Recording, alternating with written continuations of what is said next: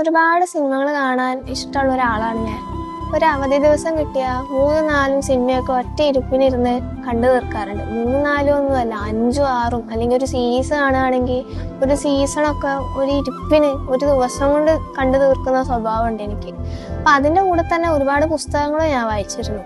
പക്ഷെ ഇടയ്ക്ക് പുസ്തക വായന ഒന്ന് കുറഞ്ഞിരുന്ന സമയത്താണ് എനിക്ക് ടി.പി. രാമചന്ദ്രൻ്റെ ചെറുവംശം ദേശവും അധികാരിയും കൈ കിട്ടുന്നത്.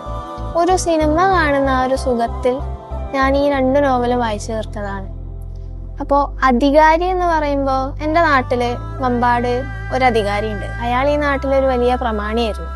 അപ്പോൾ ഞാൻ ഓർത്തു അങ്ങനെയുള്ള ഒരു മനുഷ്യന്റെ കഥയാവാം അധികാരി. പക്ഷെ ചെറുവംശം ദേശത്തിൽ പറയുന്നൊരു കഥാപാത്രമാണ് ഈ അധികാരി. അയാള് അവിടെ ചെറുമ്പ് ദേശത്തിലെ പലചരക്ക് കടയിൽ ബീഡി തിരച്ചു കൊടുത്ത് ജീവിതം പോറ്റിക്കൊണ്ടു പോകുന്ന ഒരു സാധാരണ മനുഷ്യനാണ്. അപ്പോൾ അയാളെ കഥയാണ് അയാൾ എന്തുകൊണ്ടാണ് അധികാരി എന്നുള്ള പേരിലേക്ക് വന്നത് എന്നതൊക്കെ ചർച്ച ചെയ്യുന്ന ആ അധികാരി എന്ന മനുഷ്യന്റെ സ്വപ്നങ്ങളും നഷ്ടപ്പെട്ട പ്രണയം, പഴയ കാലത്തുള്ള പ്രണയവും അയാളെ ഓർമ്മകളൊക്കെ പങ്കുവെക്കുന്ന ഒരു നോവലാണ് അധികാരി. ഗ്രാമീണതയും ഏറനാടൻ ഭാഷാശൈലിയും ഉൾപ്പെടുന്ന 2 സിനിമാറ്റിക് നോവലുകളാണ് ടി.പി. രാമചന്ദ്രന്റെ ചെറുവംശം ദേശവും അധികാരിയും.